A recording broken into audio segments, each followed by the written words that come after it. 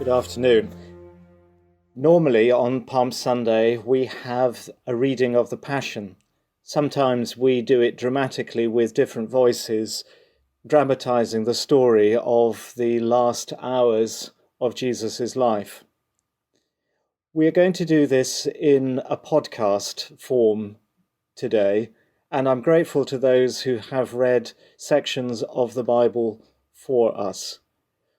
Since it is Matthew's year, when we're reading Matthew's Gospel, it seemed appropriate to be weaving in bits from the wonderful J.S. Bach Matthew Passion. I hope you enjoy this podcast. A reading from the Gospel of St. Matthew, chapter 26, beginning at the 36th verse. Then Jesus went with his disciples to a place called Gethsemane, and he said to them, "Sit here while I go over there and pray." He took Peter and the 2 sons of Zebedee along with him, and he began to be sorrowful and troubled. Then he said to them, "My soul is overwhelmed with sorrow to the point of death. Stay here and keep watch with me." Going a little further, he fell with his face to the ground and prayed, "My Father, if it is possible, may this cup be taken from me, yet not as I will, but as you will." Then he returned to his disciples and found them sleeping. "Couldn't you men keep watch with me for 1 hour?" he asked Peter. "Watch and pray so that you'll not fall into temptation.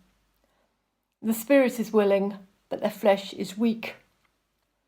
He went away a second time and prayed, "My Father, if it's not possible for this cup to be taken away unless I drink it, may your will be done." When he came back, he again found them sleeping because their eyes were heavy. So he left them and went away once more and prayed the 3rd time, saying the same thing. Then he returned to the disciples and said to them, "Are you still sleeping and resting? Look, the hour has come, and the Son of Man is delivered into the hands of sinners. Rise, let us go. Here comes my betrayer." While he was still speaking, Judas, one of the 12, arrived. With him was a large crowd armed with swords and clubs sent from the chief priests and elders of the people. Now the betrayer had arranged a signal with them. "The one I kiss is the man. Arrest him." Going at once to Jesus, Judas said, "Greetings, Rabbi," and kissed him. Jesus replied, "Do what you came for, friend." Then the men stepped forward, seized Jesus, and arrested him. With that, one of Jesus' companions reached out for his sword, drew it out, and struck the servant of the high priest, cutting off his ear. "Put your sword back in its place," Jesus said to him, "for all who draw the sword will die by the sword. Do you think I cannot call on my Father, and he will at once put at my disposal more than 12 legions of angels? But how then will the scriptures be fulfilled that say it must happen in this way?" In that hour, Jesus said to the crowd, "Am I leading a rebellion that you've come out with swords and clubs to capture me? Every day I sat in the temple courts teaching, and you did not arrest me. But this has all taken place that the writings of the prophets might be fulfilled." Then all the disciples deserted him and fled. Those that arrested Jesus took him to Caiaphas, the high priest, where the teachers of the law and the elders had assembled. This is the word of the Lord.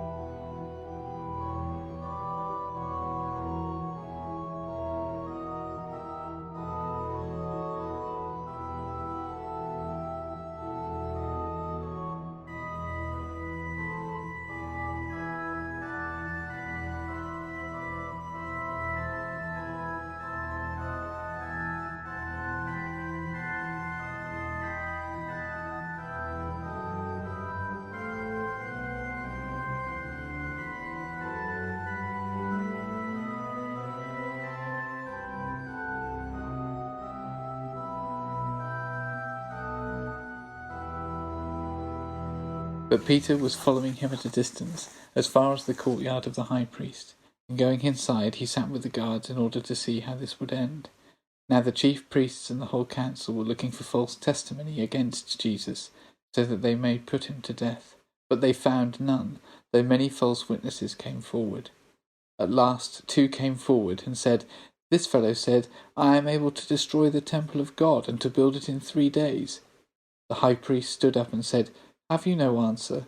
What is it that they testify against you?" But Jesus was silent. Then the high priest said to him, "I put you under oath before the living God. Tell us if you are the Messiah, the Son of God." Jesus said to him, "You have said so. But I tell you, from now on you will see the Son of Man seated at the right hand of power and coming on the clouds of heaven." Then the high priest tore his clothes and said, "He has blasphemed. Why do we still need witnesses? You have now heard his blasphemy. What is your verdict?" They answered, "He deserves death." Then they spat in his face and struck him, and some slapped him, saying, "Prophesy to us, you Messiah. Who is it that struck you?" Now Peter was sitting outside in the courtyard. A servant girl came to him and said, "You also were with Jesus the Galilean." But he denied it before all of them, saying, "I do not know what you are talking about." When he went out to the porch, another servant girl saw him, and she said to the bystanders, "This man was with Jesus of Nazareth." Again he denied it with an oath, "I do not know the man." After a while the bystanders came up, and Pete said to Peter, "Certainly you are also one of them, for your accent betrays you." Then he began to curse, and he swore an oath, "I do not know the man." At that moment the cock crowed. Then Peter remembered what Jesus said, "Before the cock crows you will deny me 3 times." And he went out and wept bitterly.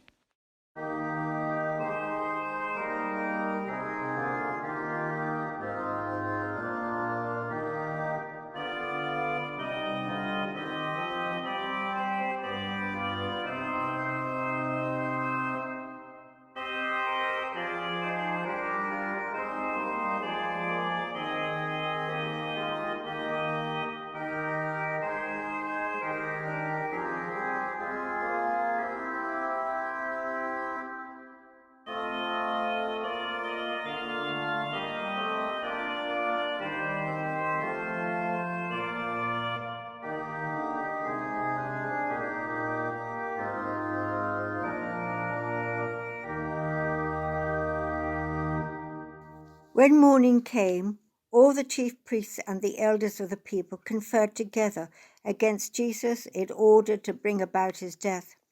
They bound him, led him away, and handed him over to Pilate, the governor.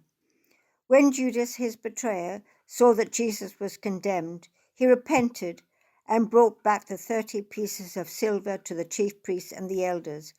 He said, "I have sinned by betraying innocent blood." But they said, "What is that to us? See to it yourself." Throwing down the pieces of silver in the temple, he departed, and he went and hanged himself. But the chief priests, taking the pieces of silver, said, "It is not lawful to put them into the treasury, since they are blood money." After conferring together, they used them to buy the potter's field as a place to bury foreigners. For this reason, that field has been called the field of blood to this day. Then was fulfilled what had been spoken through the prophet Jeremiah. And they took the 30 pieces of silver, the price of the one on whom a price had been set, on whom some of the people of Israel had set a price, and they gave them for the potter's field, as the Lord commanded me. Now Jesus stood before the governor, and the governor asked him, "Are you the king of the Jews?" Jesus said, "You say so." But when he was accused by the chief priests and the elders, he did not answer. Then Pilate said to him, "Do you not hear how many accusations they make against you?" But he gave him no answer, not even to a single charge. So the governor was greatly amazed. Now at the festival, the governor was accustomed to release a prisoner for the crowds, anyone whom they wanted. At that time, they had a notorious prisoner called Jesus Barabbas. So after they had gathered, Pilate said to them, "Whom do you want me to release for you, Jesus Barabbas, or Jesus who is called the Messiah?" For he realized that it was out of jealousy that they had handed him over. While he was sitting on the judgment seat, his wife sent word to him, "Have nothing to do with that innocent man, for today I have suffered a great deal because of a dream about him." Now the chief priests and the elders persuaded the crowds to ask for Barabbas and to have Jesus killed. The governor again said to them, "Which of the two do you want me to release for you?" And they said, "Barabbas." Pilate said to them, "Then what should I do with Jesus, who is called the Messiah?" All of them said, "Let him be crucified." Then he asked, "Why? What evil has he done?" But they shouted all the more, "Let him be crucified." So when Pilate saw that he could do nothing, but rather that a riot was beginning, he took some water and washed his hands before the crowd, saying, "I am innocent of this man's blood. See to it yourselves." Then the people as a whole answered, "His blood be on us and on our children." So he released Barabbas for them, and after flogging Jesus, he handed him over to be crucified.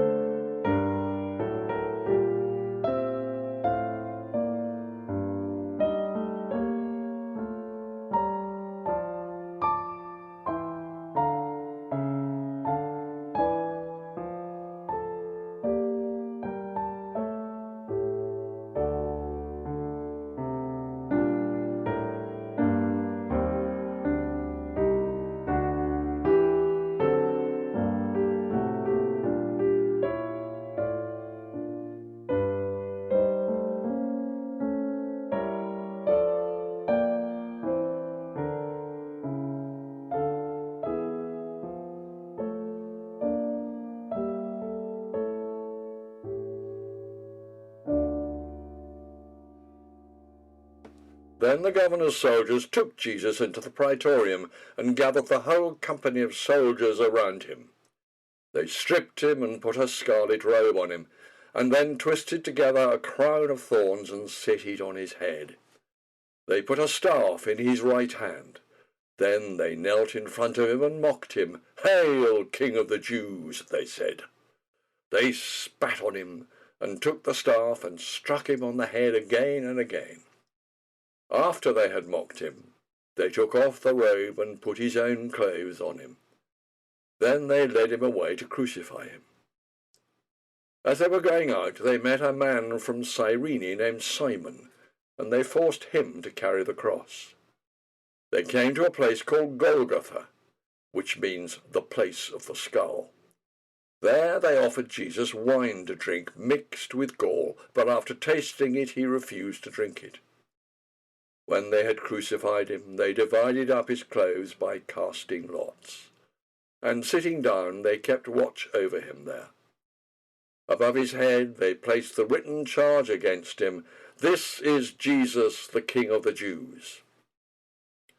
2 rebels were crucified with him, one on his right and one on his left. Those who passed by hurled insults at him, shaking their heads and saying, "You who are going to destroy the temple and build it in 3 days, save yourself. Come down from the cross if you are the Son of God."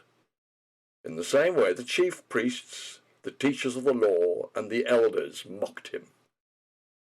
"He saved others," they said, "but he can't save himself. He's the King of Israel. Let him come down now from the cross, and we will believe in him. He trusts in God. Let God rescue him now if he wants him, for he said, 'I am the Son of God.'" In the same way, the rebels who were crucified with him also heaped insults on him.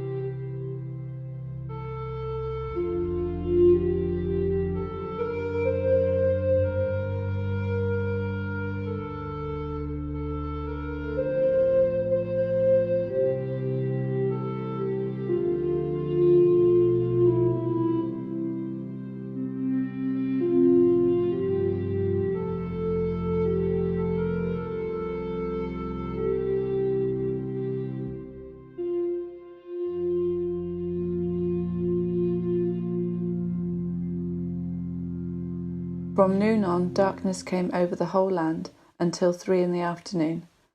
And about 3 o'clock Jesus cried with a loud voice, Eli, Eli, lama sabachthani. That is, my God, why have you forsaken me?